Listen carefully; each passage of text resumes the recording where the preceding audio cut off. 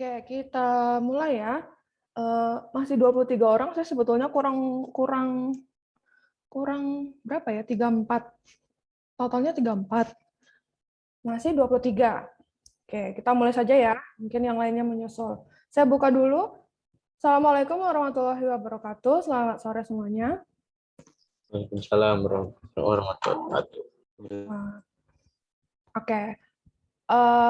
Minggu lalu post-test ya, itu nilainya sudah bagus.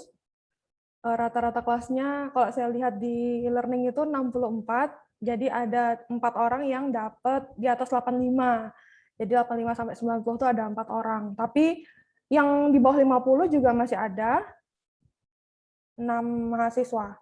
Jadi yang 6 mahasiswa ini kalau misalnya belum mengerti tentang probabilitas, diulang kembali ya materinya, tidak hanya dari PPT saya, tapi juga bisa dari buku referensi untuk mata kuliah Prostok kita, ataupun banyak sekali e-book ataupun referensi lain yang ada di internet. Jadi silahkan dipelajari kembali.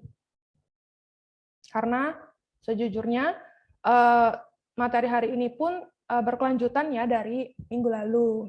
Jadi semoga yang minggu ini untuk yang masih belum paham tentang probabilitas basic yang minggu lalu itu, semoga masih tetap bisa mengikuti.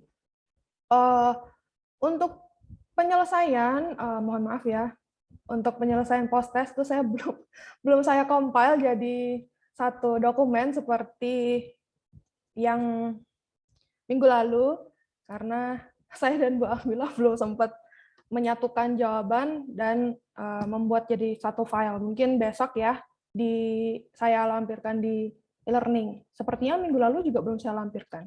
Oke, kebanyakan belumnya. Oke, nanti saya lampirkan ya. Untuk materi minggu ini kita lanjutkan distribusi probabilitas dan ekspektasi. Nah, distribusi probabilitas ini kemarin minggu lalu itu sudah saya singgung kalau ini lanjutan dari variabel acak atau random variable yang sudah kita pelajari di minggu lalu. Jadi distribusi probabilitas ini memang basicnya adalah variabel acak atau random variable. Jadi di sini untuk distribusi probabilitas model ya. Jadi bagaimana caranya variabel acak itu kita modelkan, kita hitung, itulah yang akan kita pelajari di distribusi probabilitas, yang menggambarkan cara probabilitas tersebar pada semua nilai yang mungkin terjadi dari variabel acak tersebut.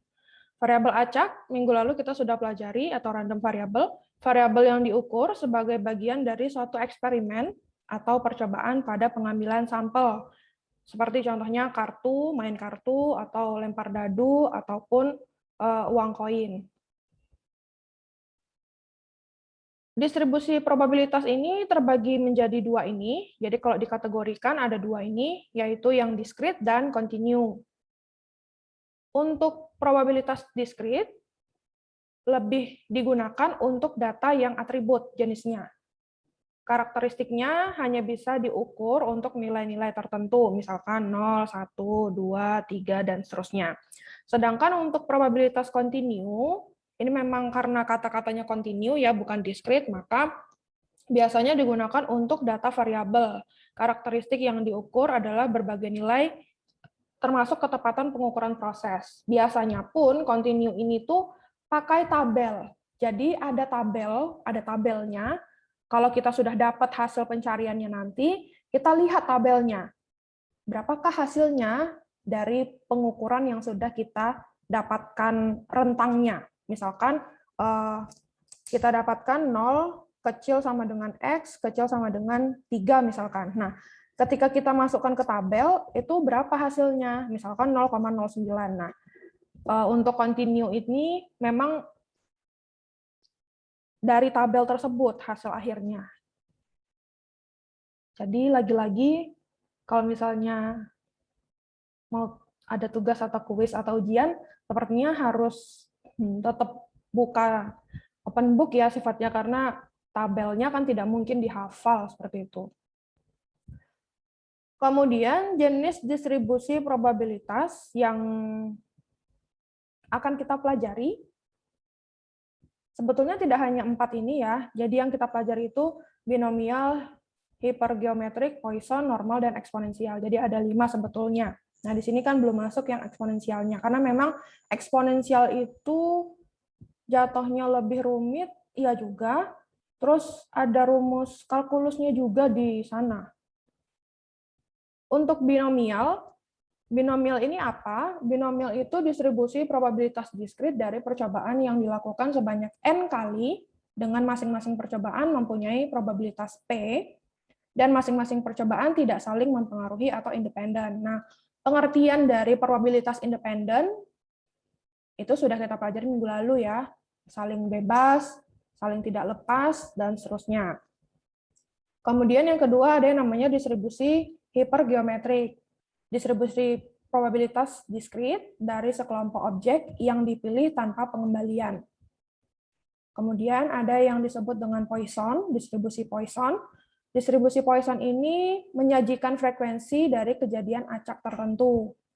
Kemudian distribusi normal, nah ini biasanya kalau kita melakukan penelitian, tugas akhir, datasetnya biasanya pakai normal ya, distribusinya apa pakainya? Distribusi normal. Nah, inilah distribusi normal yang dimaksud.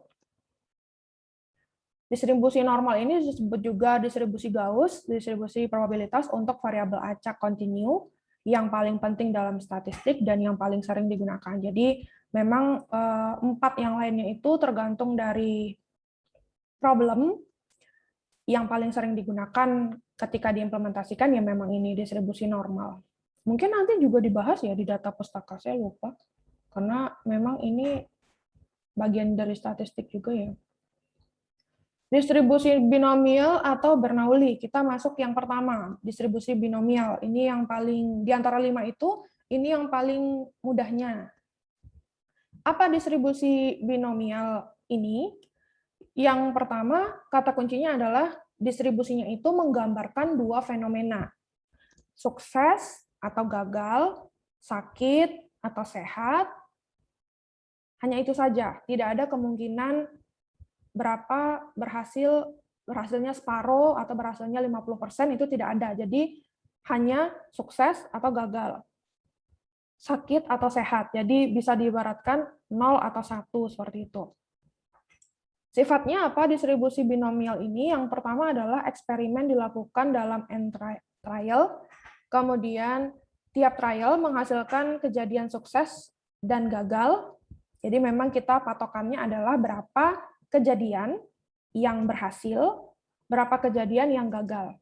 Di tengah-tengah itu tidak kita hiraukan. Kalau misalnya ada problem, kemudian problem itu minta diselesaikan dengan distribusi binomial, tapi ada kata-kata pengecohnya. Misalkan kejadian ini 50% gagal atau 50% berhasil. Nah, kata-kata itu untuk distribusi binomial itu bisa diabaikan. Jadi fokuslah untuk mencari kejadian yang sukses dan kejadian yang gagal dari eksperimen tersebut. Kemudian masing-masing trial identik dan independen. Kemudian untuk setiap trial P sama dengan P, sukses. Minggu lalu kita sudah bahas juga. Q sama dengan P gagal, maka 1 dikurang P rumusnya. Jadi P sama dengan P, kemudian kalau Q, 1 dikurang P. Kemudian variabel random X menyatakan banyaknya sukses, kejadian sukses dalam N trial, berapa kali percobaan. N ini berapa kali percobaan, kejadian tersebut mengeluarkan hasil sukses atau gagal. Untuk distribusi binomial, ini ditemukan pertama kali oleh Bernoulli, makanya binomial atau Bernoulli ya. Ciri-cirinya, setiap percobaan hanya menghasilkan 2 kemungkinan yang saling meniadakan, yaitu sukses atau gagal. Contohnya, contoh kejadian binomial ini, bila seseorang memilih secara acak sehelai kartu dari setumpuk kartu bridge, kartu yang terpilih dapat merupakan kartu as atau bukan kartu as. Jadi tidak ada kata-kata pohon, love, dan seterusnya. Jadi hanya kartu as atau bukan kartu as. Itu saja. Kemudian contoh selanjutnya adalah tadi berdasarkan rumusnya ini. Kalau misalnya peristiwa sukses itu kita simbolkan P dari satu percobaan ke percobaan berikutnya tetap, maka probabilitas gagal adalah 1 dikurang P. Jelas ya, karena hanya sukses dan gagal. Kalau diketahui suksesnya, maka 1 dikurangi kejadian suksesnya tersebut. Kalau yang diketahui misalnya gagal, maka kebalikannya saja. Jadi misalkan gagalnya diketahui, berapa suksesnya, berarti 1 dikurangi yang ada pada problem tersebut. Seperti itu. Contohnya seperti ini, kalau kita main kartu as atau bukan kartu as, maka bisa kita nyatakan peluang terambilnya kartu as adalah 4/52 atau 1/13, sehingga peluang terambilnya kartu bukan as adalah 1 dikurang 4/52, sama dengan 12/13. Atau 1 dikurang 1/13 sama dengan 12/13. Nah, ini untuk binomial. Masing-masing percobaan yang kita lakukan itu independen, artinya peristiwa yang terjadi, yang satu terjadi, tidak mempengaruhi peristiwa yang lain. Jadi tidak saling mempengaruhi antara satu kejadian dengan kejadian yang lain. Rumusnya, jangan panik dulu, ini sebetulnya tidak sesusah kelihatan dari rumusnya seperti itu. Jadi ketika nanti ada soal itu tidak menyeramkan ini rumusnya. Rumusnya itu Bx NP NX P pangkat X Q N kurang N Q pangkat N kurang X. NX sama dengan N faktorial dibagi X faktorial N dikurang X faktorial. Nah, dari rumus ini yang harus kita ingat atau harus kita pahami itu adalah mana sih variabel yang menyatakan peluang sukses, peluang gagal, jumlah percobaan, dan jumlah sukses yang diharapkan. Dari rumus ini, mungkin nanti ketika kalian baca e-book yang berbeda, mungkin saja variabelnya berbeda gitu ya, tapi yang perlu dipahami adalah ininya, keterangannya ini. P adalah peluang sukses, P, kemudian Q adalah peluang gagal, N jumlah percobaan atau jumlah trial, X adalah jumlah sukses yang diharapkan. X. Untuk mencari NX ini, ya, NX ini rumusnya. Jadi bisa kalau kita substitusi ini, kemudian ini dikurung, kemudian P pangkat X, Q pangkat N kurang X. Karena kita belajar probabilitas, maka kita juga akan menemukan min, rata-rata, dan varians. Yang sudah kita bahas juga di pertemuan sebelumnya. Untuk min dilambangkan dengan ini, rumusnya adalah NP, atau N dikali P. N adalah jumlah trial, P adalah berapa peluang suksesnya kejadian tersebut. Sedangkan untuk varians, notasinya adalah ini, kuadrat sama dengan NP 1 dikurang P. Atau NP dikali Q. Kan Q itu 1 dikurang P ya, sama saja. Contohnya, sekarang kita masuk ke contohnya. Berdasarkan pengalaman, 8 dari 10 botol minuman adalah terisi penuh. Jika ingin diketahui probabilitas yang terisi penuh 3 dari 6 botol yang tersedia, maka dapat dilakukan perhitungan sebagai berikut. Atau maka berapakah probabilitasnya, seperti itu. Kalau pertanyaannya ditanyakan ke kita model pertanyaan, seperti itu. Dari soal ini, kita cari dulu setiap elemen-elemen atau atribut atau variabel yang dibutuhkan oleh rumus distribusi binomial ini, yaitu tadi P, Q, N, dan X. Jadi ada peluang sukses, peluang gagal, jumlah percobaan, dan jumlah sukses yang diharapkan. Dari sini, dari soal ini, kita bisa tahu, berdasarkan pengalaman 8 dari 10 botol minuman terisi penuh. Berarti P, peluang sukses untuk setiap trial, adalah 8/10. 8 dari 10 botol. Kemudian Q adalah peluang gagal. Ini kenapa bisa seperti ini? Ini maksudnya kan kalau 8/10 itu kan 0,8 ya. Jadi Q-nya itu 1 dikurang P. 1 dikurang 0,8 sama dengan 0,2 untuk yang masih miss. Kemudian X adalah jumlah sukses. Nah, di sini probabilitas yang terisi penuh yaitu 3 dari 6 botol. Maka yang sukses itu adalah 3. Yang terisi penuh itu 3 dari 6 botol. 6 botol ini adalah jumlah percobaannya atau end trial-nya tadi. Maka kalau kita sudah dapatkan P-nya berapa, Q-nya berapa, X-nya berapa, N-nya berapa, sesuai dengan rumusnya binomial, maka kita langsung saja masukkan ke rumusnya. Seperti ini ya rumusnya. Kalau kita substitusikan, ini jangan bingung kenapa seperti ini. Itu tadi kan sudah saya jelaskan. Nih, NX itu ini ya rumusnya NX. Bentar, saya annotate dulu. Ini rumusnya untuk yang ini. Kalau kita substitusikan, berarti kan jadinya ini dikali P, ini ya, ke sini. Nah, P pangkat X, Q pangkat N dikurang X.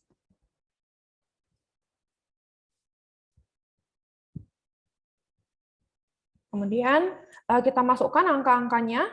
Di sini B dalam kurung 3, 6, 0,8, 6 faktorial dibagi 3 faktorial dalam kurung 3 faktorial ya. N dikurang X. N dikurang X itu kan N dikurang X. 6 dikurang 3, 3 faktorial. 0,8 ini pangkat 3 ini 0,2 Q N dikurang X, 6 dikurang 3, 3. Maka ini hasilnya, kalau kita pakai kalkulator, adalah 0,08192. Sudah, selesai. Jadi tidak serumit rumus yang tampil di slide tadi. Yang perlu kita cari, pertama kali tentunya ini ya, setiap variabelnya itu berapa dari soal. Jumlah sukses, X, jumlah percobaan atau trialnya, N, P, peluang sukses untuk setiap trialnya itu berapa, dan Q, peluang gagalnya berapa.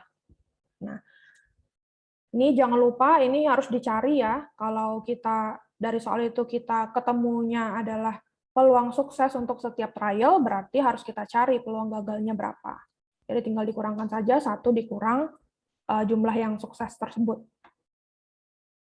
Kemudian contoh lain, suatu suku cadang dapat menahan uji guncangan tertentu dengan probabilitas 3/4.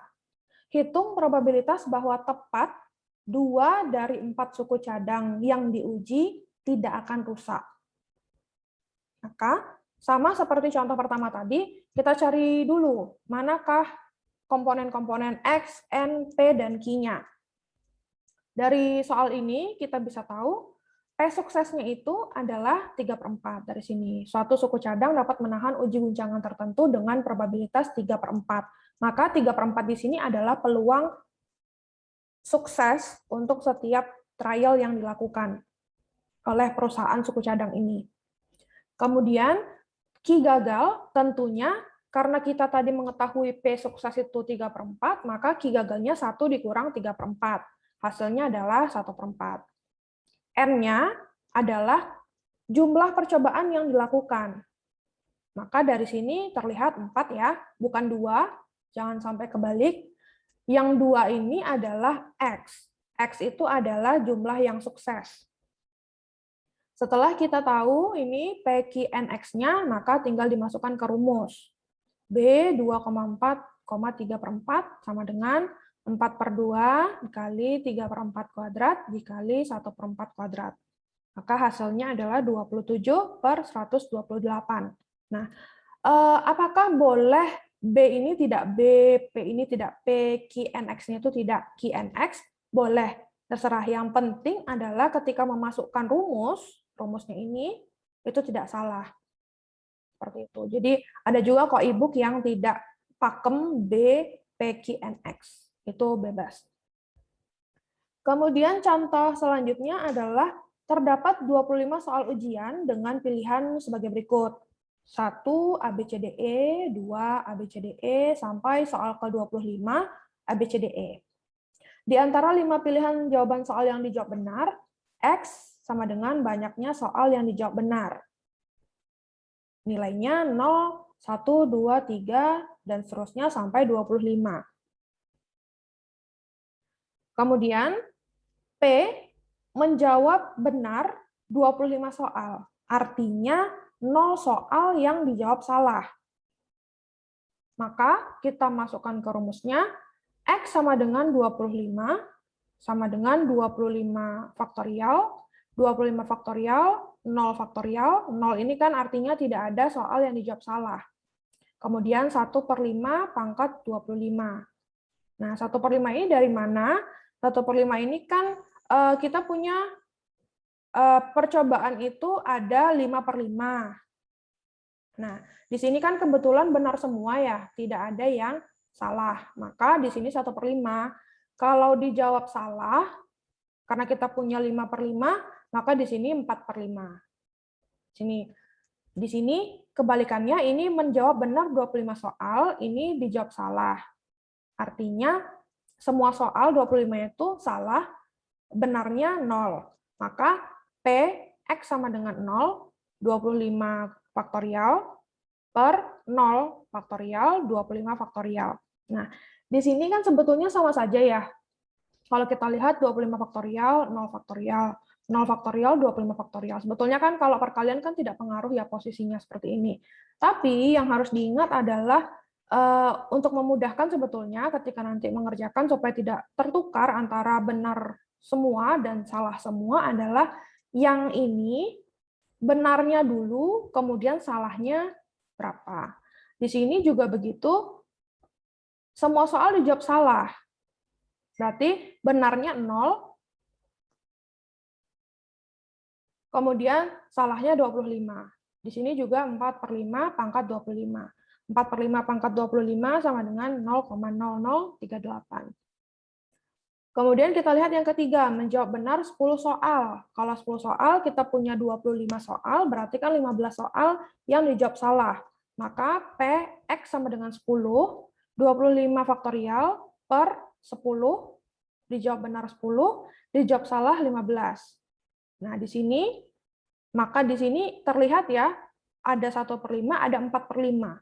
Mana yang dijawab benar, 1/5, kalau dijawab salah, karena tadi salah itu termasuk gagal, maka Q ya, Q sama dengan 1 kurang P. 5/5 dikurang 1/5, jadi 4/5. Nah, di sini kan mengikuti ya pangkatnya, jadi tidak lagi pangkat 25. Jadi di sini mengikuti karena 10 soal benar, 15 soal salah. Jadi 1/5 pangkat 10, 4/5 pangkat 15. Kalau kita cari, jawabannya adalah 0,0118. Kemudian kita coba dulu latihannya sebelum kita pindah ke distribusi berikutnya. Probabilitas seseorang sembuh dari penyakit jantung setelah operasi adalah 0,4. Bila diketahui 10 orang menderita penyakit ini, berapa peluang paling banyak 1 orang dapat sembuh, paling sedikit 2 orang yang sembuh, ada 1-2 orang yang sembuh, tepat 1 orang yang sembuh. Kira-kira berapa jawabannya?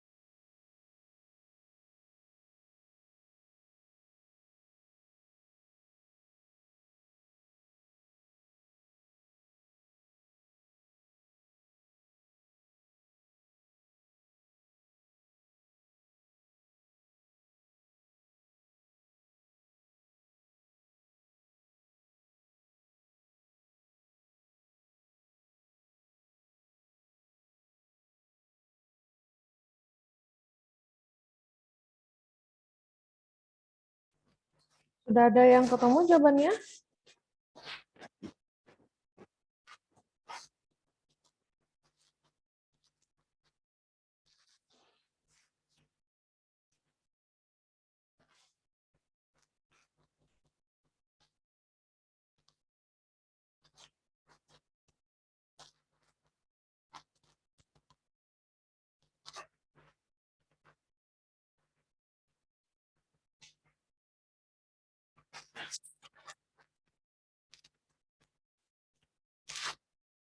Oke, Atila, Resen. Atila, silakan. Saya dapatnya yang A dulu, Bu. Yang A berapa? 0,0886837. 886 0,886. 837. Ya, Oh ya, udah. ya, 0,0. Oke. Oke. Atila dapat segitu. Yang lain yang sudah mencari?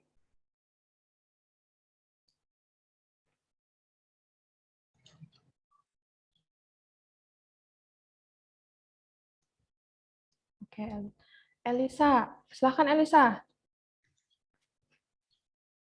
Yang A, Bu, Yang A. 0,046. Yang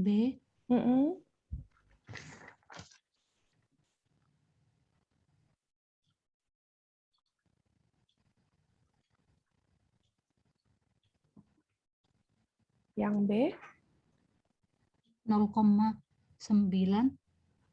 0,9. Oke. Yang C? 0,12. 0,12. Yang D? Yang D belum, Bu. Oh iya, D belum. Oke. Oke, kita lihat ya jawabannya, pembahasannya.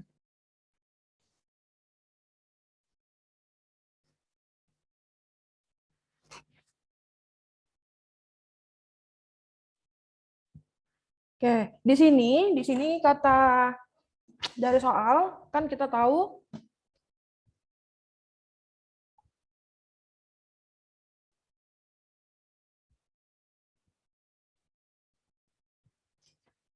probabilitas seseorang sembuh dari penyakit jantung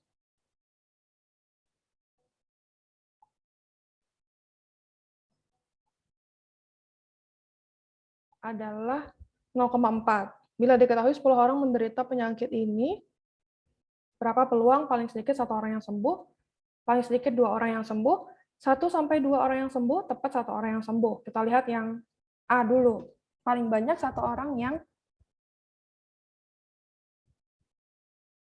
Intan, yang D saya nemu 0,04. Oke, nanti kita lihat Intan. Yang A dulu, dari sini kita tahu 0,4 ini adalah P. P itu apa? Peluang sukses untuk setiap trial. Jadi, probabilitas seseorang sembuh dari penyakit jantung 0,4. Berarti kan sukses ya. Kalau misalnya kata-katanya meninggal seperti itu, berarti itu yang tidak sukses atau yang gagal. Nah, di sini karena katanya sembuh, maka termasuk yang P. Kemudian, diketahui 10 orang menderita penyakit ini, maka ada 10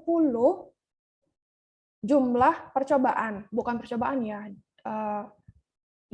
jumlah orangnya seperti itu, karena orangnya kan tidak percobaan.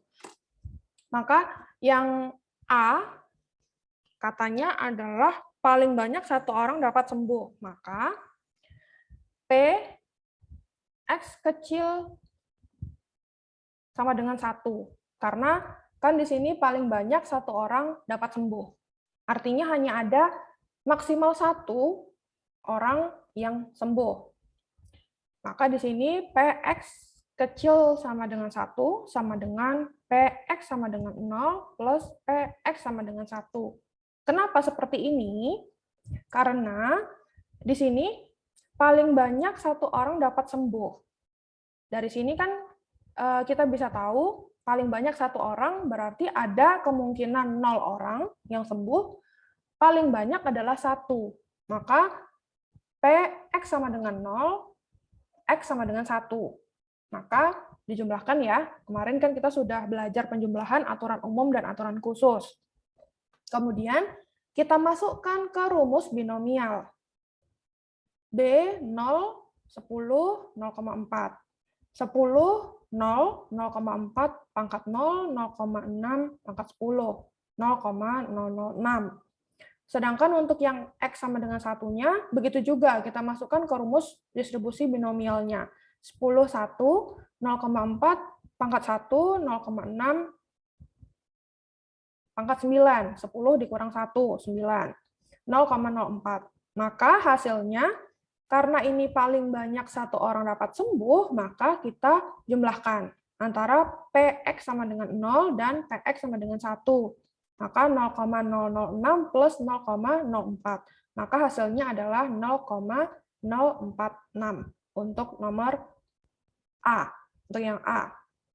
Kemudian kalau yang B, paling sedikit 2 orang yang sembuh. Ya sudah, berarti langsung saja kita kurangi 1 dikurang 0,046 hasil yang A tadi. Jadi dapatlah 0,954. Atau kalau misalnya ingin 2 angka di belakang koma saja, 0,95. Kemudian ada 1 sampai 2 orang yang sembuh. Nah, di sini kata-katanya lagi-lagi ada 1 sampai 2 orang yang sembuh. Maka P1 kecil sama dengan X kecil sama dengan 2. Maka dari sini kita bisa tahu Px kecil sama dengan 2 dikurang Px kecil sama dengan 1. Karena ini ya X-nya di tengah-tengah, ada 2, ada 1. Kemudian dari X kecil 2 ini kita bisa jabarkan X sama dengan 0, X sama dengan 1, X sama dengan 2. Karena kan kecil sama dengan, berarti 2, 1, 0. Kemudian Px sama dengan 2, kita masukkan ke rumus distribusi binomial.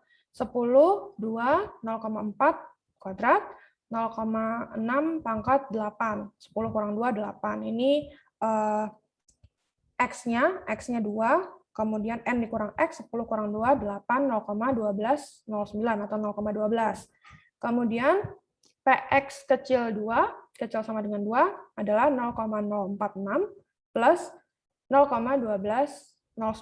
Nah, 0,046 ini dari mana? Tadi kan kita sudah punya ya, X sama dengan 0 dan X sama dengan 1 di pencarian ini. Ya sudah, tidak perlu dicari dari awal kan, hanya butuh yang X kecil sama dengan 2 saja yang kita cari, yang X sama dengan 2. Kemudian tinggal kita tambahkan atau kita jumlahkan, maka 0,04 plus 0,1209 hasil dari X sama dengan 2-nya, dapatlah 0,1669. Kemudian, karena tadi kita ini ya, ada 1 sampai 2 orang yang sembuh, maka P1 kecil sama dengan X kecil sama dengan 2, maka 0,01669 dikurang 0,046. Dapatlah 0,12. Kemudian yang D, ngeblur. Tepat 1 orang yang sembuh. Maka kalau 1 orang yang sembuh tepat, tidak ada paling banyak kata-katanya, berarti kan sama dengan X sama dengan 1. Maka langsung kita masukkan 10, 1, 0,4, pangkat 1, 0,6, pangkat 9. 10 kurang 1 ya, ini N kurang X, ini X. Kemudian 0,04. Berarti tadi Intan, ya, yang D saya nemu 0,04. Ya, betul. Kemudian kita lanjut ke hypergeometrik atau hipergeometrik. Hipergeometrik ini berbeda dengan binomial. Ya ampun, sudah hang. Binomial atau ini ya, ini. Binomial ini kejadian samplingnya dengan pengembalian. Kalau hypergeometrik ini kejadian samplingnya tanpa pengembalian. Seperti apa maksudnya? Nah, eksperimennya dilakukan dalam beberapa trial yang dependen, berbeda dengan binomial tadi yang independen. Kemudian, setiap trialnya itu juga hanya 2 hasil, yaitu sukses, gagal, sehat, sakit, atau sehat, meninggal, seperti itu. Probabilitas sukses dalam satu trial akan dipengaruhi trial sebelumnya. Nah, ini mirip-mirip dengan konsep probabilitas yang minggu lalu, yang tidak saling lepas ya bahasanya. Variabel random X menyatakan banyaknya sukses dalam n trial dependent. Jadi dependent ya, dan tanpa pengembalian. Kalau binomial itu dengan pengembalian dan independen. Seperti apa rumusnya? Rumusnya seperti ini. FK sama dengan P, X sama dengan K, A, K, N dikurang A, N dikurang K, N, N. Nah, di sini X, A, bila A kecil N, kalau X sama dengan 0, 1, 2, 3 sampai N, bila A besar N. Nah, di sini masih muncul kata-kata N ya. N ini masih tetap sama, jumlah percobaan, trial. X juga masih muncul, jumlah sukses. N di sini, N kapital, berbeda dengan N kecil. Yang N kapital ini adalah N dikurang A, elemen yang tidak mempunyai sifat tertentu, kejadian tidak sukses. Kemudian yang A-nya adalah elemen dengan sifat tertentu atau kejadian sukses. Jadi rumusnya ini berbeda dengan rumusnya binomial. Untuk min dan varians, notasinya tetap sama, tapi beda rumus. Kalau tadi kan N dikali P ya, yang binomial. Kalau hypergeometrik ini N, A dibagi N kapital. Jadi jumlah percobaan, A-nya tadi sukses, kemudian N-nya itu, N dikurang A-nya itu elemen yang tidak punya sifat tertentu atau kejadian tidak sukses. Kemudian variansnya juga tetap sama, notasinya, rumusnya yang berbeda. Ini lebih kompleks ya daripada yang binomial tadi. Seperti apa contohnya? Contoh soal untuk yang hypergeometrik itu yang pertama adalah suatu panitia 5 orang dipilih secara acak dari 3 kimiawan dan 5 fisikawan. Hitung distribusi probabilitas banyaknya kimiawan yang duduk dalam panitia. Jadi di sini ada 5 orang panitia dipilih secara random, karena kan memang distribusi basisnya adalah variabel random atau random variable dari 3 kimiawan dan 5 fisikawan. Hitung distribusi probabilitas banyaknya kimiawan, jadi kimiawan yang diminta, yang duduk dalam panitia. Maka untuk menyelesaikan permasalahan ini kita pakai distribusi hypergeometrik. Bagaimana cara mencarinya? Seperti ini, sama seperti binomial tadi. Tentukan dulu untuk setiap nilai variabel itu berapa dari soal. Di sini kita tahu N-nya 5 karena ada jumlah panitia 5 orang yang dipilih, berarti jumlah percobaannya itu 5, jumlah panitia yang dicari pada soal. Kemudian X adalah sama dengan 3, jumlah kimiawan. X jumlah sukses. Sukses itu karena pertanyaannya kan berapa distribusi probabilitas banyaknya kimiawan yang duduk dalam panitia. Kemudian K sama dengan 3, jumlah sukses sama dengan kimiawan. N kapital 8, 3 kimiawan dan 5 fisikawan totalnya. Kemudian tinggal dimasukkan ke rumus. Rumusnya seperti ini. Ya, HX 8, 5, 3. 3X 5 per X dibagi 8, 5. X-nya untuk 0, 1, 2, 3. Kenapa X-nya ini 0, 1, 2, 3?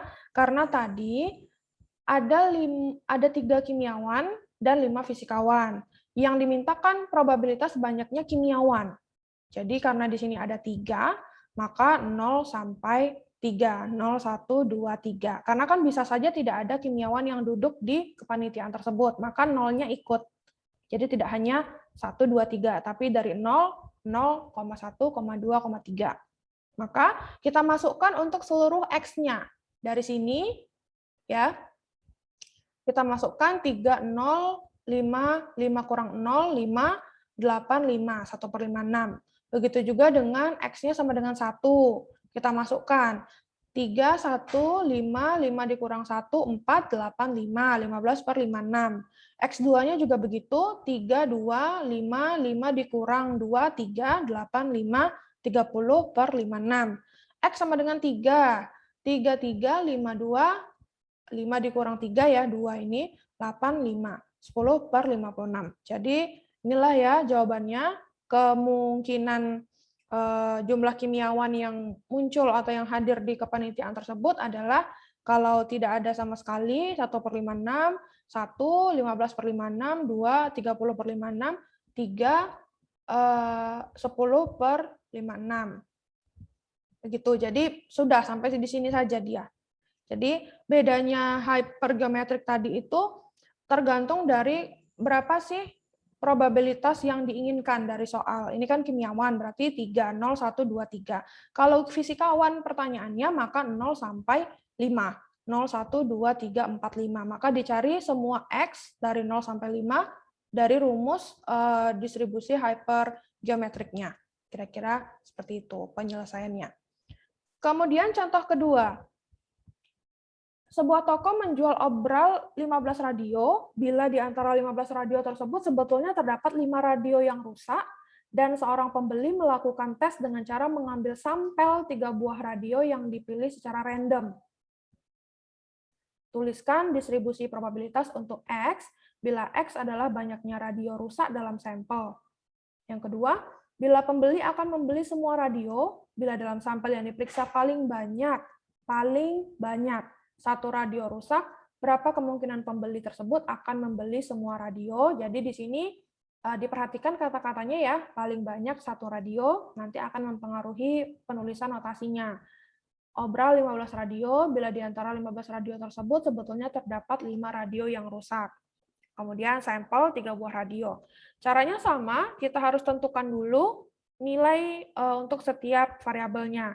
N sama dengan 15, karena di sini ada 15 total 15 radio. Kemudian A 5 karena ada 5 radio yang rusak dari 15 radio ini. Kemudian N dikurang A 15 dikurang 5 10. Kemudian N sama dengan 3 karena apa? Mengambil sampel 3 buah radio yang dipilih secara random. Berarti jumlah trialnya adalah 3. N sama dengan 3, N kecil. X sama dengan 0, 1, 2, 3.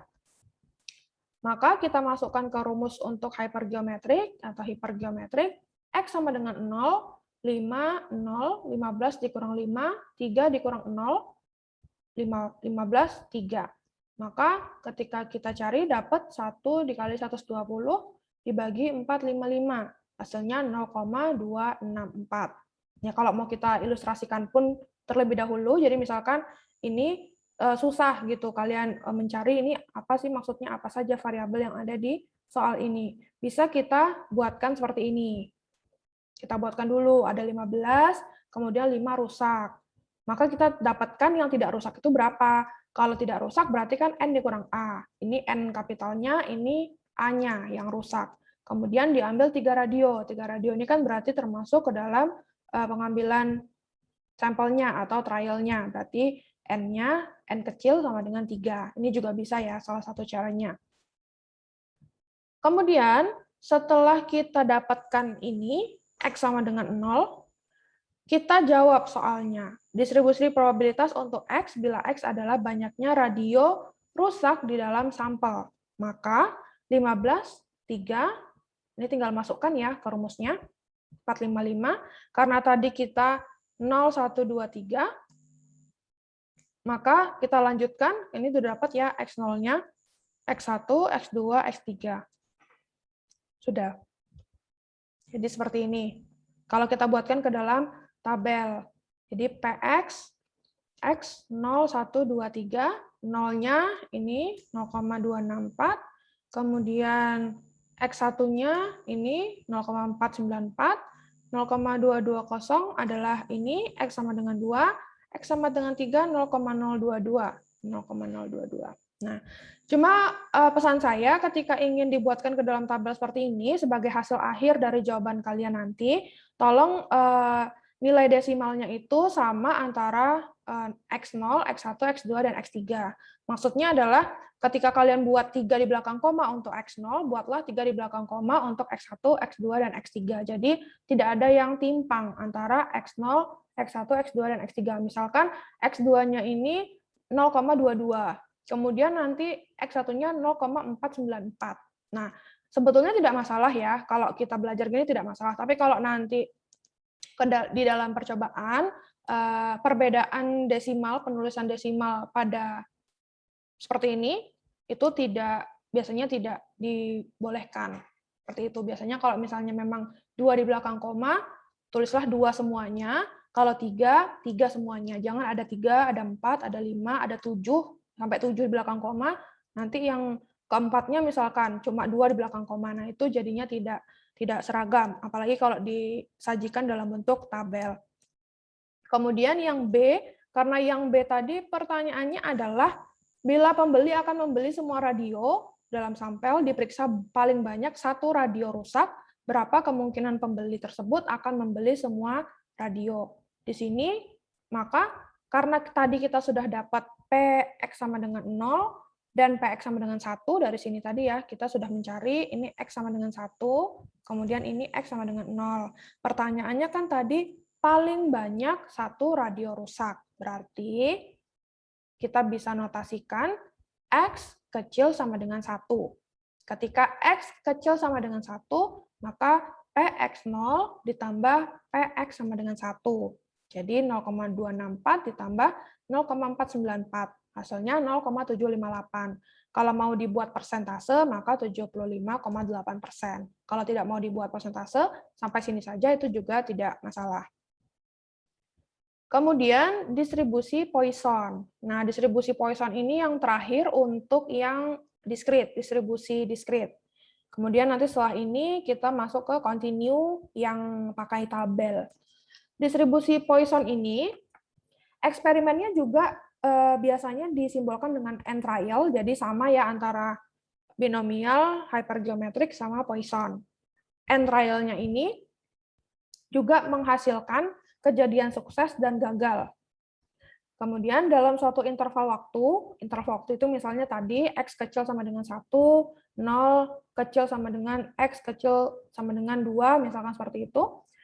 Rata-rata banyaknya kejadian sukses adalah ini, untuk simbol min ya. Kemudian probabilitas sukses yang sangat kecil sekali menggambarkan kejadian yang jarang terjadi. Variabel random X menyatakan banyaknya sukses dalam suatu interval waktu ataupun area tertentu. Rumus untuk distribusi Poisson adalah seperti ini. Pakai E ya, E pangkat minus NP. Jadi pakai kalkulator. P, X sama dengan K, NP pangkat K dibagi K faktorial, E pangkat minus NP. Nah, di sini rata-ratanya ini adalah min, N dikali P, jadi hampir sama dengan rumusnya binomial, distribusi binomial. Min di sini, ya, ini sama dengan ini, jadi sama dengan ini ya, minnya. Kemudian variance, seperti ini juga notasinya sama dengan ini. Jadi untuk Poisson, untuk min dan variance-nya itu sama-sama N dikali P. N dikali P itu apa? N-nya banyak trial, P-nya itu adalah peluang sukses untuk setiap trial yang dilakukan. Jadi tinggal substitusikan ini. Nah, dari sini kan ada NP. Ini juga NP, ini juga NP. Ketika misalkan N dan P-nya itu sudah diketahui langsung di soal, maksudnya kalian tidak perlu lagi mencari N dan P-nya, langsung ada di soal. Maka langsung bisa kita substitusikan ke rumusnya ini ya, min-nya pangkat K dibagi K faktorial, E pangkat minus min-nya. Jadi tidak usah mencari lagi N dikali P-nya. Contoh untuk distribusi Poisson, seseorang memasang lotre sebanyak 1000 kali. Jika kemungkinan dia menang dalam setiap kali pasang adalah 0,0012, tentukan probabilitas bahwa A, dia tidak akan menang sama sekali, B, paling sedikit 4 kali menang. Jadi tetap ya harus diperhatikan kata-katanya. Dia tidak akan menang, paling sedikit 4 kali menang. Maka kita bisa gunakan rumusnya Poisson di sini. Min-nya NP, di sini 1000 kali, N-nya, trialnya 1000 kali, kemungkinan menang 0,0012. P-nya peluang sukses, peluang menang 0,0012. Maka dikalikan 1000 dikali 0,0012, dapatlah 1,2. Kemudian X, banyaknya kali dia menang, jadi ini ya, ini 1,2. Bagaimana cara kita mendapatkan orang tersebut, dia tidak akan menang sama sekali, maka masukkan ke rumusnya. Kalau dia tidak menang sama sekali, kan berarti X-nya sama dengan 0. Maka ini rumusnya tadi, ini NP pangkat K bagi K faktorial E pangkat minus NP. K 1,2 pangkat 0, karena tidak pernah menang ya, maka 0 pangkatnya dibagi 0 faktorial, K, ini K, K, K, K, K, K. E pangkat minus 1,2. Jadi ini ya sama. NP atau min-nya sama dengan E pangkat minus 1,2 sama dengan 0,301194 atau 0,3. Kemudian yang B, paling sedikit 4 kali menang. Nah, kata-katanya paling sedikit 4 kali menang. Maka X besar sama dengan 4. Karena dia paling sedikit itu 4 kali. Dari 1000 kali pemasangan lotre itu. Maka rumusnya adalah 1 dikurang P X kecil sama dengan 3. Ini ya, karena tadi dia sukses setiap trial itu kan 0,0012. Maka paling sedikit 4 kali menang, 1 dikurang P X kecil sama dengan 3. Ini juga sama cara mencarinya dengan yang hipergeometrik maupun binomial tadi. Maka kita uraikan X sama dengan 1, X sama dengan 2, X sama dengan 3, X sama dengan 0. Karena kan kecil sama dengan 3. Maka 1 dikurang, ini tinggal kita masukkan untuk setiap rumus X sama dengan 0-nya dengan rumus Poisson. Jadi 1,2, 0, E, ini tadi, 1,2 pangkat 1, 1 faktorial, E pangkat minus 1,2, dan seterusnya, sampai nanti X sama dengan 3. Kemudian 1 dikurang 0, ini, hasil ini, hasil ini, hasil ini, hasil ini adalah ini. Maka 1 dikurang 0,96, hasilnya 0,033769 atau 0,03. Nah, di sini untuk Poisson juga ada tabelnya. Tabel untuk 0,966 ini yang menyatakan 0,966 ini kan menyatakan X kecil sama dengan 3. Kemudian tadi kita ketahui ini min-nya atau nilai dari lambda NP-nya itu adalah 1,2. Maka kita bisa lihat, nih saya bukakan tabelnya dulu, nih ya. Ini lambda X atau min X-nya, nih ya, 3, lambdanya atau min-nya adalah 1,2. Maka inilah hasil untuk tabel distribusi Poisson-nya. Kalau kita melihat tabelnya, jadi 0,966. Nah, di sini kita kan mencari ya, mencari dengan rumus Poisson. Nah, kalau mencari juga hasilnya 0,966231. 0,966.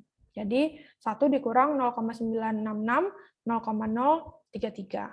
Jadi Poisson pun ketika, walaupun sebetulnya bisa dicari dengan rumus ya, hasilnya pakai E pangkat ini, ketika kita cek di tabel distribusi Poisson-nya, itu juga ada. Jadi bisa dicari kalau misalnya sudah tahu, misalnya seperti ini ya, tidak mau nih mencari ini. Misalnya nanti di ujian waktunya terbatas gitu ya. Nah, bisa kalian pegang tabel distribusi Poisson-nya, kemudian kalau misalnya soalnya seperti ini, paling sedikit 4 kali menang, berarti X kecil sama dengan 3, dan kita tadi sudah dapat min-nya, lambdanya, N dikali P 1,2, dan X kecil sama dengan 3. Maka langsung bisa buka tabel distribusi Poisson-nya, cari X-nya 3, dan lambdanya 1,2. Maka di sini ya dapatnya 0,966. Nah, tabel distribusi Poisson ini mudah sekali ditemukan, di googling pun tabel distribusi Poisson nanti akan muncul dengan berbagai variasi, warna, ukuran, font, dan seterusnya. Nah, ini adalah distribusi Poisson yang perlu kita ketahui lagi. Biasanya digunakan dalam menghitung probabilitas yang berkaitan dengan prosedur pengambilan sampel. Nah, biasanya ukuran banyaknya sampel sekurang-kurangnya adalah 16, ukuran banyaknya populasi sekurang-kurangnya 10 kali ukuran sampel, dan probabilitas terjadinya P pada masing-masing percobaan kurang dari 0,1. Misalkan, suatu produk sebanyak 300 unit dihasilkan di mana terdapat 2% kesalahan, jadi error rate-nya itu 2%. Kemudian, secara acak diambil 40 unit yang dipilih dari 300 unit tersebut sebagai sampel. Maka dari tabel distribusi Poisson tadi, jadi tidak perlu menghitung ya, kita hanya perlu tahu NP-nya itu berapa atau lambdanya tadi. 40 dikali 0,02. 0,02 ini dari error rate-nya 2%, sama dengan 0,8. Maka kita bisa lihat di sini langsung. 0,8 lambdanya 0,8 ya, 0,8, kemudian 300 unit diambil 40. Maka kalau kita cari 40, 0,8. Kalau kita ingin 0 berapa? 0,8, 0,44. Kalau kita ingin 9, 0,8-nya nggak ada ya, berarti tidak ada. Kemudian 0,5, kalau 0,8 adalah 1. Karena kan Poisson itu memang hanya 0 sampai 1 ya maksimalnya. Jadi kalau sudah 1, karena dia kan hanya sukses dan gagal, sama seperti hypergeometrik dan binomial. Jadi kalau sudah sampai 5, maka nilainya sudah 1 untuk lambda dan X-nya, maka sudah selesai. Jadi di atas 5 itu sudah tidak ada lagi nilai terbesarnya. Jadi bisa dituliskan untuk X sama dengan 0 itu 0,449, X1 0,809, dan seterusnya. Sampai nanti X-nya sama dengan 5, hasilnya 1,00. Kemudian distribusi yang paling sering digunakan atau yang paling umum kita gunakan terhadap data itu adalah distribusi normal. Jadi sebutannya itu distribusi normal atau normal distribution. Kalau di e-book itu kalau kalian cari normal distribution. Jadi jarang sekali biasanya distribusi probabilitas normal. Langsung saja distribusi normal seperti itu. Tapi merupakan bagian dari probabilitas. Untuk distribusi normal itu rata-rata ini ya, min-nya, standar deviasi, ini untuk notasinya, berhubungan dengan distribusi frekuensi dan histogram. Nah, balik lagi ke pertemuan kedua kita, ada TDF. Di data pustaka pun ada TDF ya.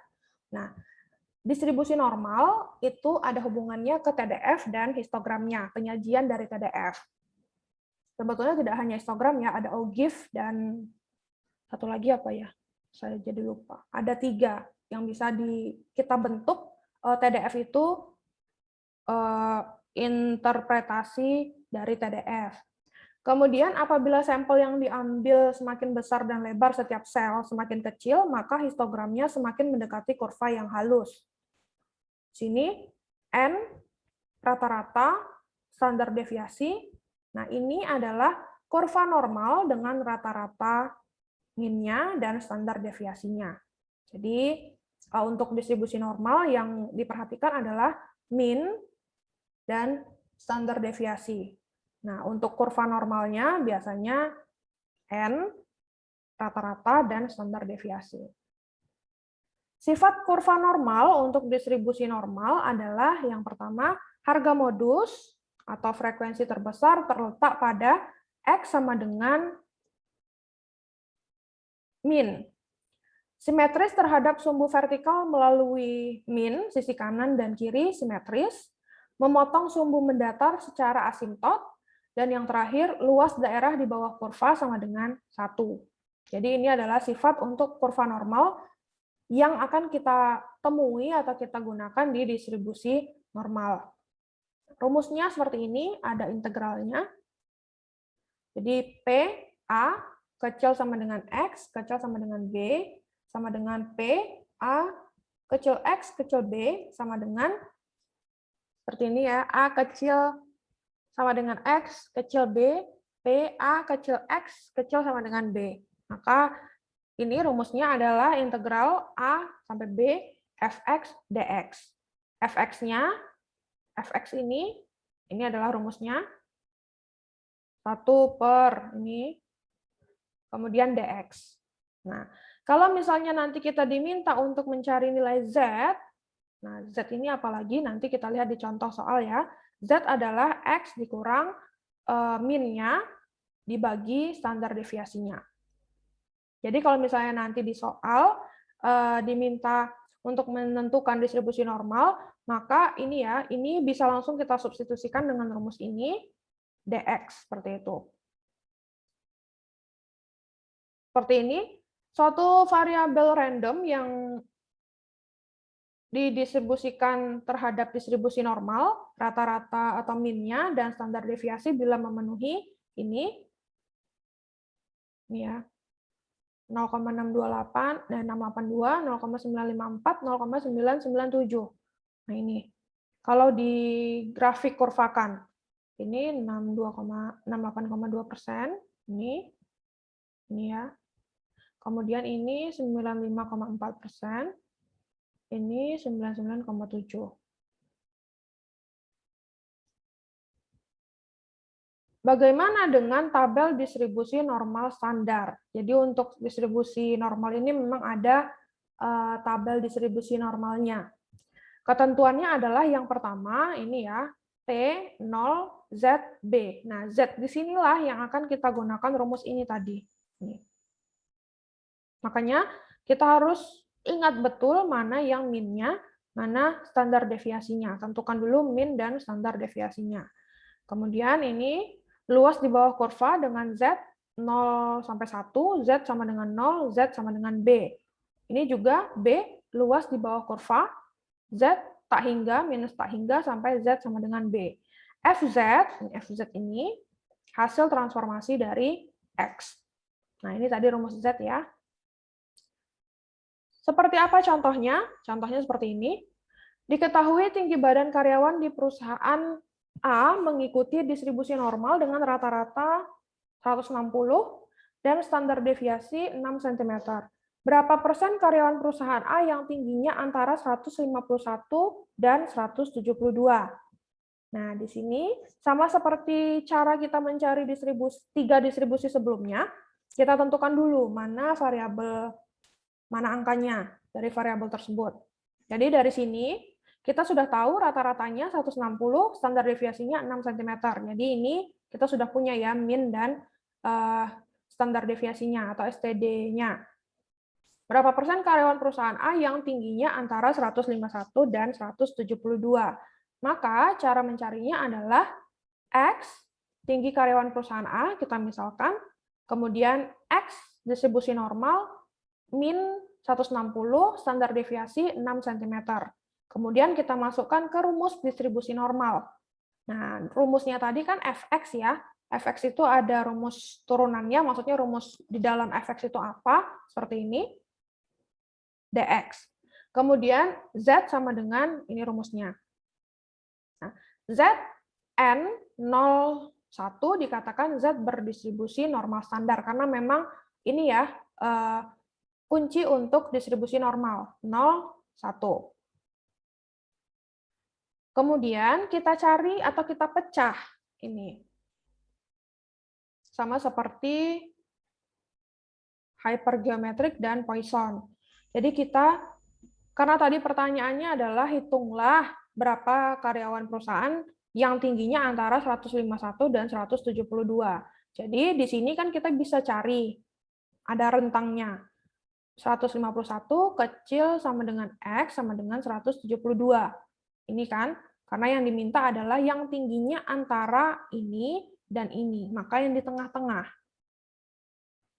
Maka jadinya seperti ini. Kalau kita masukkan ke rumus ini,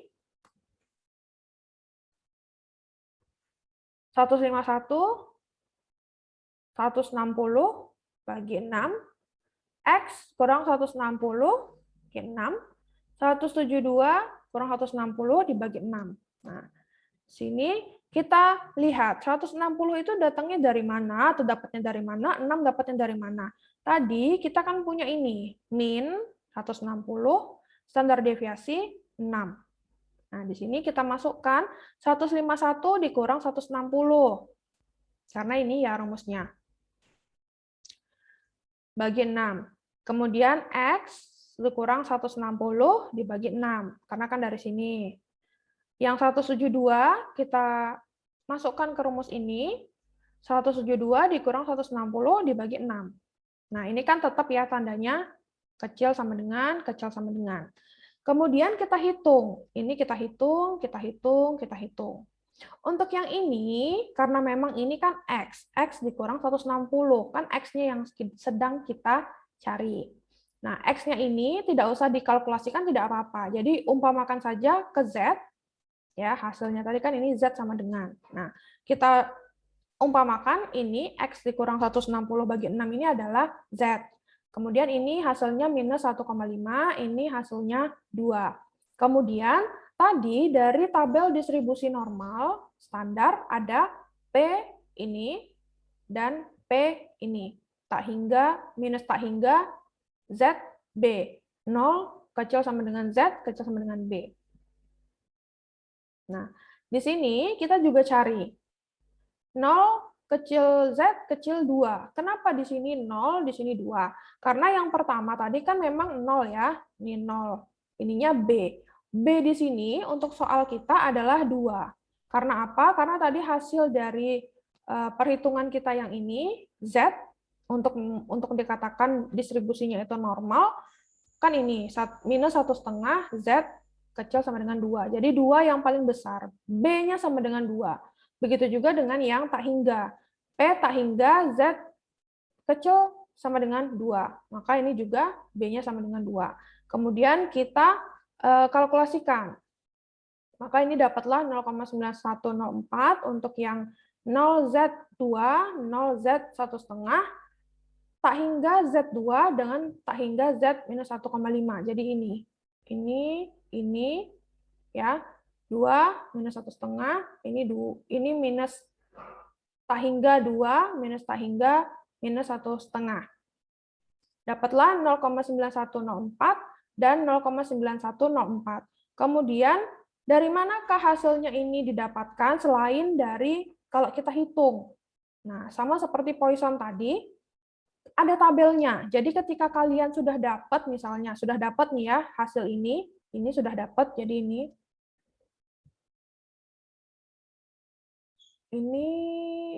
sebentar. Ini sudah dapat yang ini. Ini sudah dapat. Malas nih mencari yang ini. Nah, ini dari tabel distribusi kan kita punya ini ya. Ini dan ini bentuknya. Kemudian bisa kita lihat di tabel distribusi normalnya. Berapa sih angkanya? Jadi dari sini kita bisa tahu, karena tadi kita punya 0, kecil Z, kecil B, B-nya 2, dan 1,5, kemudian minus tak hingga ZB 2 dan 1,5. Nah, ini kita lihat tabel untuk distribusi normalnya. Jadi ini juga ada tabel ya, bisa di googling sendiri nanti tabelnya. Tabel normal distribusi normal seperti itu. Kemudian ini B-nya tadi untuk yang 1,5 adalah 4,332.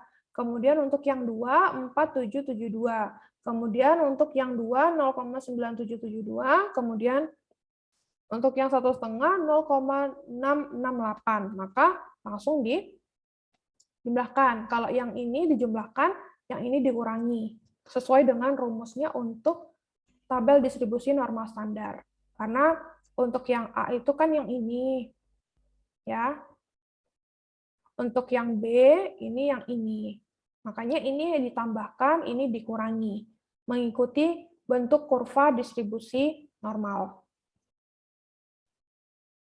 Kemudian eksponensial. Untuk distribusi probabilitas yang terakhir adalah eksponensial. Jadi yang normal dan eksponensial ini adalah distribusi kontinu.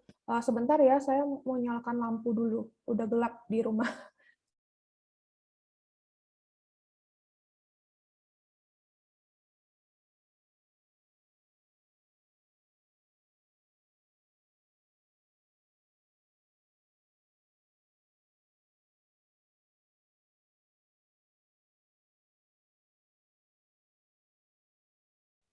Oke, yang distribusi probabilitas eksponensial ini rumusnya ya, fx sama dengan ini min pangkat min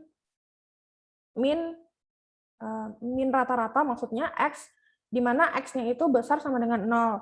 Sedangkan untuk fx sama dengan 0 itu untuk x lain yang ini. Ini lambdanya adalah parameter yang berupa bilangan real dengan lambda besar 0. Kemudian ada FK, P, ini ya, untuk range-nya atau rentangnya, 0 kecil sama dengan X, kecil sama dengan K.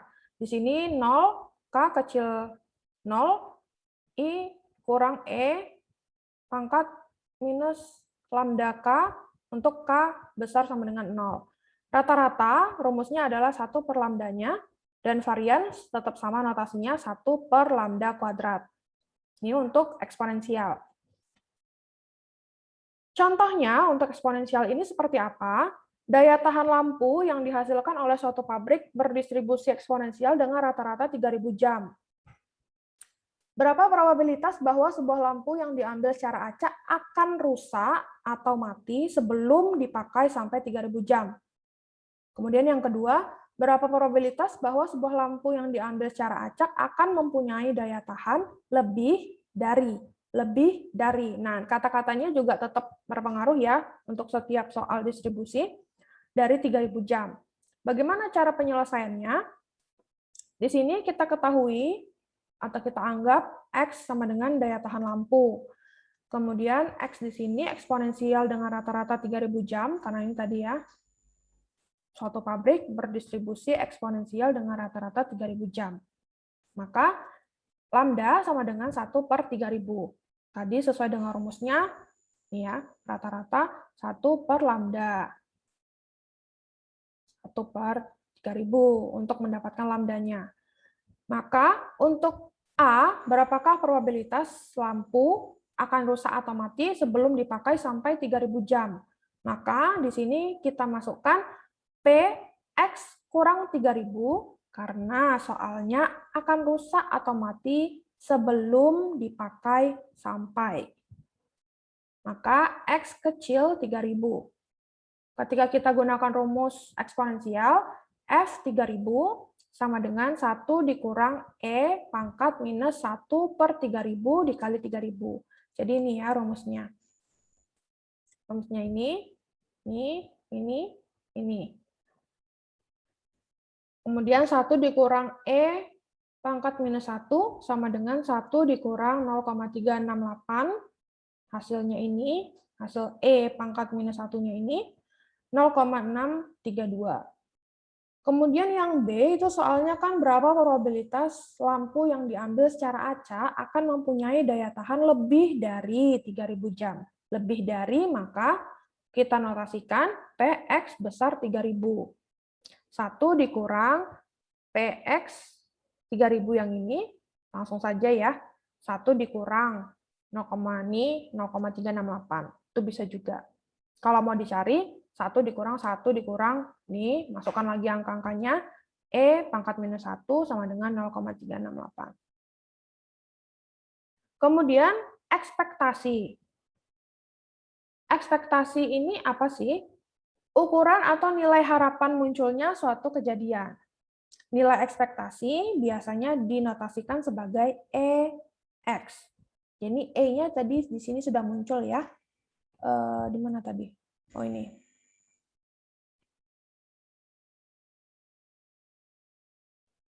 Rumusnya untuk ekspektasi seperti ini untuk yang diskrit, ini untuk yang kontinu.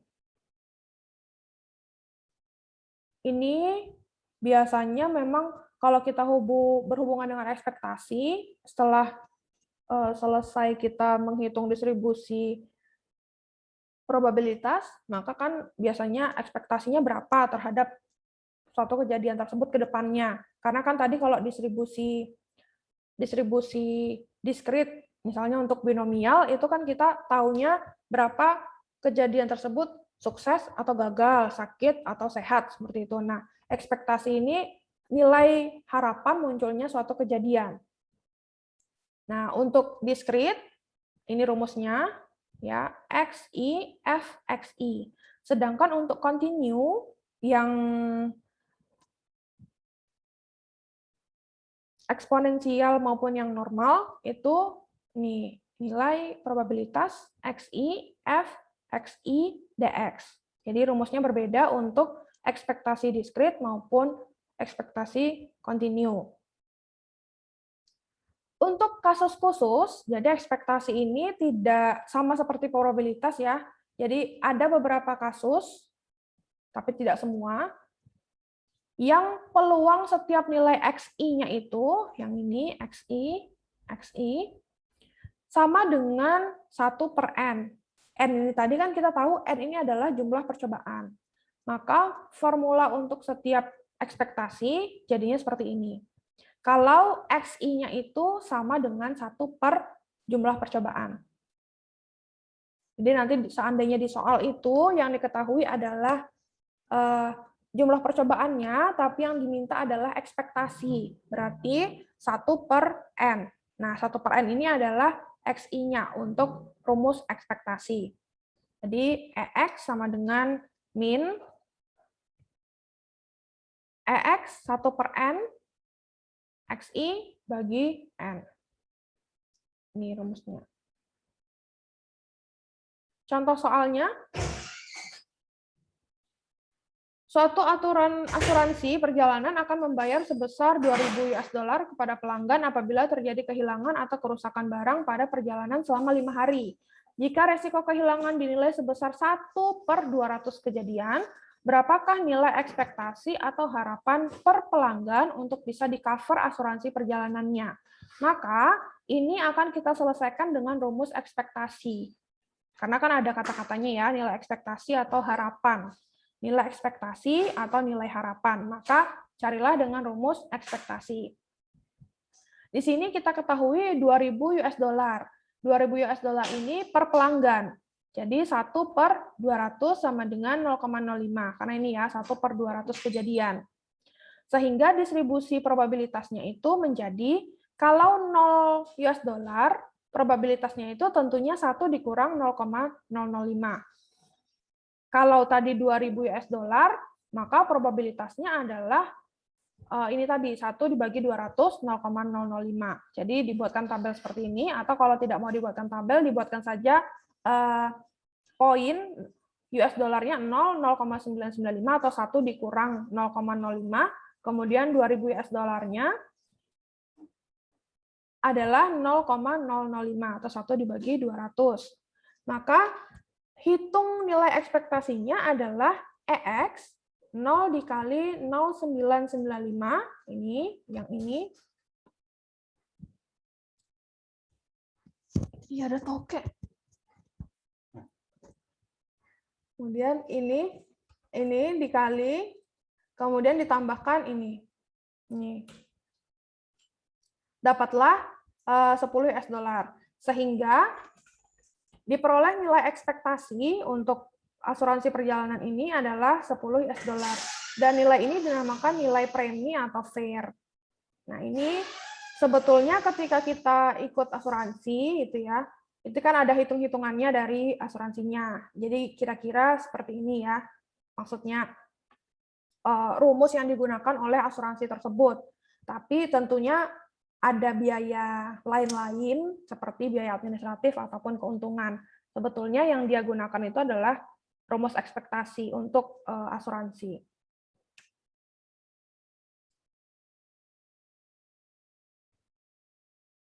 Kemudian contoh yang lain, misalkan X adalah peubah acak atau random variable yang menyatakan umur sejenis lampu dalam jam, fungsinya diberikan ini. Ini ya fungsi untuk lampu tersebut 20.000 dibagi X pangkat 3 untuk X besar 100, 0 untuk X yang lainnya.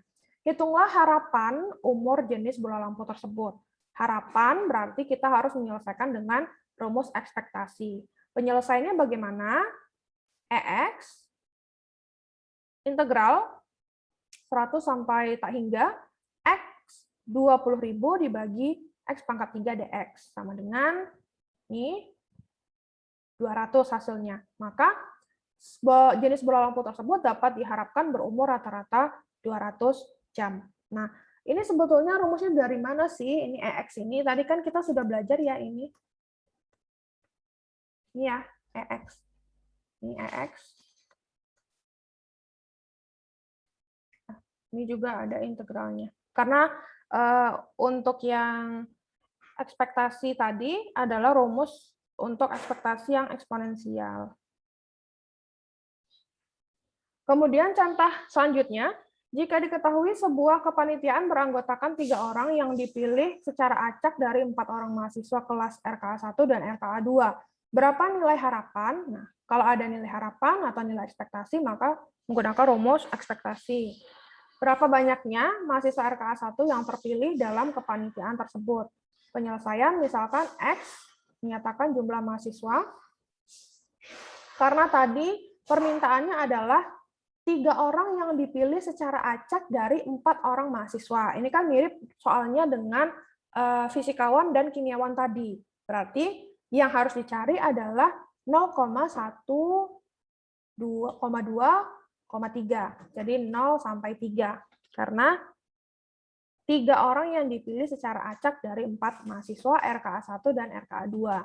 Maka distribusi peluangnya, nah ini, rumus apakah ini? Ini adalah rumus kombinasi yang sudah kita pelajari di minggu lalu. Jadi kombinasi 4,X, kombinasi 3,3 kurang X, kombinasi 7,3. Ya, ini adalah rumusnya. Kita pakai kombinasi karena ini ya, pemilihan secara acak, tapi tidak ada kedudukannya. Maka dari rumus ini, kalau kita masukkan X-nya 1, 0 dulu ya, 0 dulu. 4,0, 3,3 dibagi 7,3. Maka dapatlah 1/35. Kalau kita masukkan X-nya 1, C 4,1, C 3 kurang 1, 2, 7,3. Maka didapatkan 12/35. Kemudian kita masukkan X-nya 2 dan X-nya 3. Kita cari, dapatlah 18/35 dan 4/35. Kemudian, lanjutnya, kita lanjutkan. Nilai harapan atau nilai ekspektasi banyaknya mahasiswa RKA 1 yang ada di kepanitiaan tersebut adalah EX. Ini tadi EX ya. Ini. 0 dikali 1/35 ditambah 1 dikali 12/35, 2 dikali 18/35 ditambah 3 dikali 4 dibagi 35 sama dengan 1,7. Maka nilai harapan atau ekspektasi terpilihnya mahasiswa RKA 1 adalah 1,7 orang dalam kepanitiaan yang beranggotakan 3 orang tersebut. Jadi ada 1,7 orang. Kemudian lanjutnya ada rumus lain untuk ekspektasi. Misalkan X adalah variabel random atau variabel acak diskrit dengan distribusi peluang Fx. Ada Gx sebagai peubah acak baru atau random variabel yang baru yang bergantung pada X nilainya. Nilai harapan atau ekspektasi peubah acak Gx tersebut adalah ini ya. Untuk diskrit ini Gxi, Fxi. untuk continue, GXI, FXI, DX. Ada DX-nya. Contohnya seperti apa? Yang ini, yang ada GX peubah acak baru ini yang bergantung nilainya ke X. Banyaknya mobil yang masuk ke tempat cuci mobil antara jam 1 sampai jam 2 setiap hari mempunyai distribusi peluang seperti ini. Jumlah mobilnya 4, 5, 6, 7, 8, 9. Probabilitasnya 1/12 dan seterusnya sampai 1/6. Misalkan GX adalah 2X kurang 1 menyatakan upah di dalam rupiah para karyawan yang dibayar perusahaan pada jam tersebut.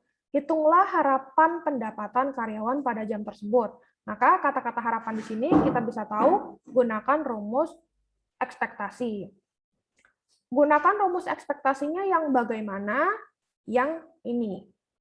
Karena kan kita punya ini ya, GX. GX sama dengan 2X minus 1. Cara penyelesaiannya, kita masukkan rumusnya, GXI, FXI. Nah, ini bukan termasuk continue ya, kita pakainya yang discrete, karena distribusinya ini kan selesai di 4, 5, 6, 7, 8, 9. Jadi tidak ada continuous. Tidak menerus atau tidak ada kurvanya. Jadi cukup sampai di sini, itu discrete saja. Pakai rumus yang discrete, tidak perlu yang continue. Maka kita masukkan GXI, FXI. Nah, kita tadi punya GX-nya adalah 2X minus 1. Maka kita substitusikan 2X kurang 1, FX. Nah, di sini yang perlu kita ingat adalah jumlah mobil ini kan X ya. Maka kita substitusikan nilai X-nya dengan 4, 5, 6, 7, 8, 9. Maka 2 dikali 4 dikurang 1, Fx, 7 kali 1/12, tambah 2 dikali 5, kurang 1, Fx, 9 dikali 1/12, dan seterusnya. Jadi, ini adalah hasil dari ini. 2X kurang 1, Fx. 2X kurang 1 untuk semua jumlah mobil yang tersedia pada tabel distribusi pada soal. Fx-nya adalah probabilitasnya yang juga sudah ada di tabel pada soal. Maka kita operasikan ini penjumlahannya, dapatlah 12,67. 12,67 dalam bentuk rupiah. Atau kalau misalnya tidak ada rupiah pun, kalian menjawabnya ya sudah sampai min GX saja, 12,67 itu juga sudah betul, karena kan di soalnya ini ya, GX 2X min 1 menyatakan dalam rupiah. Kemudian sifat ekspektasi ada beberapa teorema, jadi seperti matriks, seperti himpunan ada teoremanya. Teorema 1 seperti ini, jika A sama dengan 0, maka EB sama dengan B. Kalau B-nya sama dengan 0, maka AX sama dengan AEX. Teorema 2 seperti ini. Kemudian teorema 3. Teorema 4 seperti ini. Kalau dia peubah acak sembarang, X dan Y-nya, maka EX plus Y itu sama dengan EX plus EY. Kemudian kalau X dan Y-nya peubah acak bebas, maka misalkan seperti ini, EXY, maka sama dengan EX dikali EY. Ya, seperti ini ya teorema-teoremanya. Kita lihat, apa sih soal yang bisa kita gunakan teorema ketika kita menghitung ekspektasi. Seperti ini, contoh 4 tadi, ini ya mobil tadi. Dari mana kita bisa tahu teorema ekspektasi itu bisa digunakan? Coba kita lihat, ini ya, E2X minus 1 tadi, nilai GX-nya, 2EX minus 1. Nah, ini dari mana? Ini dari teoremanya. Nih, teorema yang pertama. Jadi, 2X minus 1, 2X minus 1 sama dengan 2E X minus 1. Maka ketika kita operasikan 2E X minus 1, maka 4, seperti ini ya, ini kita cari, dapatlah 41/6. Sehingga 2x minus 1 dapatlah 12,67. Jadi kalau sudah tahu teoremanya, tidak perlu panjang seperti ini, mencari atau menurunkan rumusnya, bisa langsung hubungkan dengan teoremanya, ya, seperti matriks ataupun himpunan, seperti itu ya. Kemudian, saya rasa sudah selesai nih. Ya. Untuk minggu depan, kita sudah masuk ke inferensi statistik. Jadi probabilitas sudah selesai sampai di minggu ini. Minggu depan itu kita belajar yang inferensial. Inferensialnya ada 2 minggu ya, minggu depan sama minggu depannya lagi. Nah, untuk besok itu tidak ada post test, mungkin sudah sempat baca juga ya di. Oh, ternyata sudah lewat waktunya. Oke. Untuk besok tidak ada post test, tapi ada tugas kelompok yang harus dikumpulkan juga ketika jam kuliah selesai.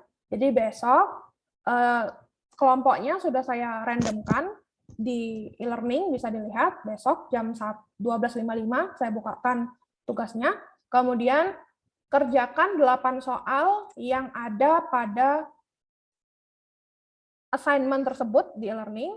Jadi ada 8 soal. Masing-masing individu atau masing-masing mahasiswa mengerjakan 4 soal dari 8 soal tersebut. Jadi kan berdua ya, satu kelompok, satu orang mengerjakan 4 soal. Kemudian digabungkan antar teman kelompoknya, diupload ke e-learning. Jadi besok tidak ada post test. Kemudian saya dan Bu Amila buka untuk pengumpulannya maksimal jam 14.30. Jadi dari jam 1 kami buka sampai jam 14.30. Silakan 8 soal itu dikumpulkan oleh perwakilan kelompok. Jadi harus selesai ya, tidak usah berlama-lama, maksudnya mengerjakan tugasnya langsung saja selesaikan jam kuliahnya kemudian dikumpulkan. Kemudian juga tidak ada Zoom ya besok seperti biasa hari Jumat, silakan belajar mandiri. Besok dalam bentuk tugas, tidak dalam bentuk post test seperti 2 minggu kemarin. Kira-kira itu saja yang bisa saya sampaikan materinya untuk minggu ini. Nah, untuk ya besok nanti malam saya upload untuk kunci jawaban post test yang pertama dan post test yang kedua. Beberapa saja ya yang ada di saya, nanti saya upload di e-learning kelas ini, kelas Propstat saya. Itu saja mungkin yang bisa saya sampaikan untuk materi distribusi probabilitas dan apa ini? Apa tadi? Ekspektasi. Ya, jadi besok silahkan lihat e-learning-nya, kemudian kerjakan tugasnya secara berkelompok. Yang mengumpulkan cukup 1 mahasiswa saja, perwakilan kelompoknya. Yang tidak ada perpanjangan waktu ya, jadi 14.30 silahkan usahakan sudah di-upload. Seperti itu kira-kira. Ada yang ingin ditanyakan dulu sebelum saya akhiri?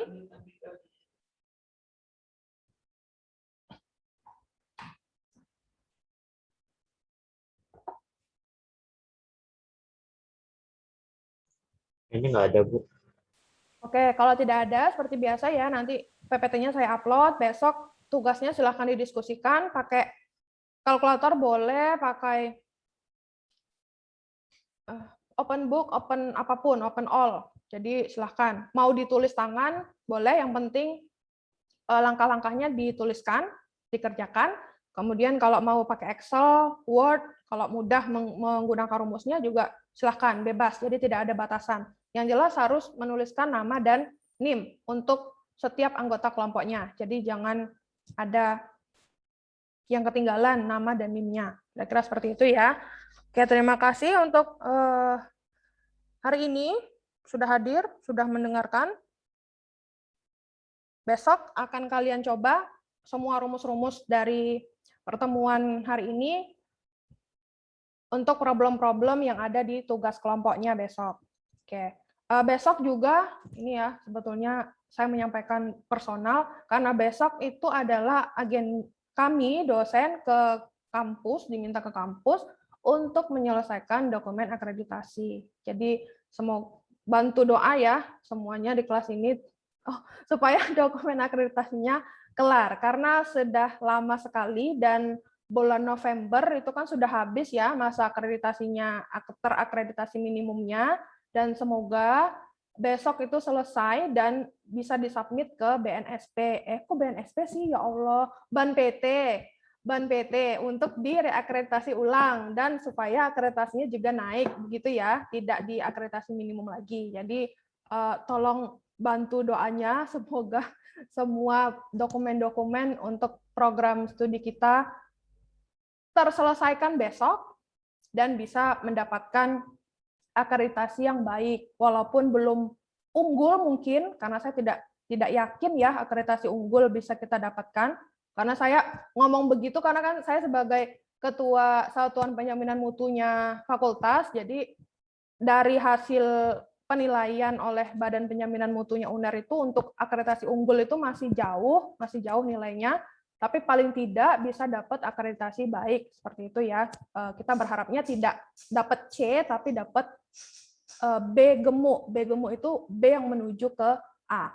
Jadi nanti ketika kalian lulus itu sudah ada akreditasi B, ataupun kalau ada akreditasi ulang lagi itu sudah A, jadi tidak C. Kalau tidak C, sebetulnya saya takut ya, bisa C itu bisa kalau asesornya itu pelit. Kalau C kalian tidak bisa lulus kalau akreditasinya itu C. Jadi kalian nggak bisa lulus terus ngapain gitu ya di prodi di jurusan lama-lama gitu kan. Jadi mohon doanya semuanya karena sudah terlalu lama terbengkalai akreditasi 5 program studi yang ada di FMM. Jadi besok ini kami dosen ngecamp di kampus akan menyelesaikan dokumen itu untuk disubmit ke Ban PT. Kira-kira begitu ya. Nanti kalau ada yang mau ditanyakan, silakan lewat Jilan sebagai ketua kelas ini, atau bisa chat saya personal seperti biasa. Oke, terima kasih. Intronya cukup itu saja.